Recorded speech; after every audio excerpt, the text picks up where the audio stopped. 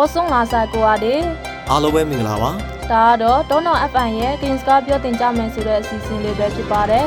ဒီအစီအစဉ်မှာပိုးကင်းဘာသာစကားကိုတင်ပြပေးပါမယ်ဟုတ်ကဲ့ဒီအစီအစဉ်ကိုအဓိကတောင်းယူတင်ဆက်ပေးမယ့်သူကတော့ကျွန်တော်ကျော်ရှာနဲ့ကျမနန်းသူပဲဖြစ်ပါတယ်ရှင်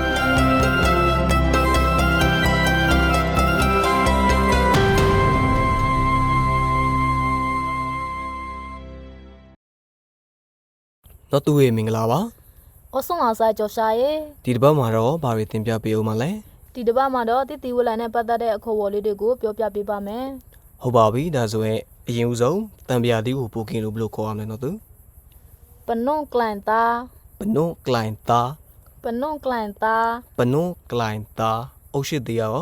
တောက်ပီတောက်ပီတောက်ပီတောက်ပီတကြားသီးဆိုရင်တခ ्या တာတခ ्या တာ တခ ्या တာ တခ ्या တာမကြီးသီးဆိုရင်ရောမောင်ခလွန်တာမောင်ခလွန်တာမောင်ခလွန်တာမောင်ခလွန်တာကော်ဖီရောကော်ဖီကော်ဖီကော်ဖီကော်ဖီစီးပြူရောလာတာလာသာ လာတာလာသာစုံပလွန်တီရော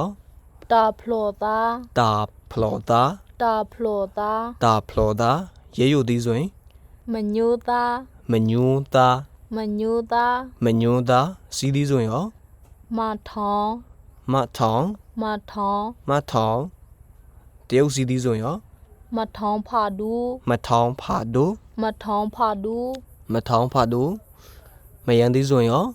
ခေါင်တာဟောင်တာခေါင်တာဟောင်တာကျွဲကောသီးရောတုံးအိုတာသုံးအိုတာတုံးအိုတာသုံးအိုတာဒီကနေ့မှာတော့တိတိဝလာနဲ့ပတ်သက်တဲ့အခေါ်အဝေါ်လေးတွေကိုပြောပြပေးခဲ့တာပဲဖြစ်ပါတယ်ဒီကနေ့အစီအစဉ်လေးကိုဒီမှာပဲအဆုံးသတ်လိုက်ပါမယ်နောက်တစ်ပတ်အတွက်ဘယ်အကြောင်းအရာပြောမလဲဆိုတာကိုဆက်လက်ပြီးစောင့်မျှော်နှားဆင်ပေးကြပါဦးနော်အားလုံးပဲကိုယ်စိတ်နှပြချမ်းသာကြပါစေ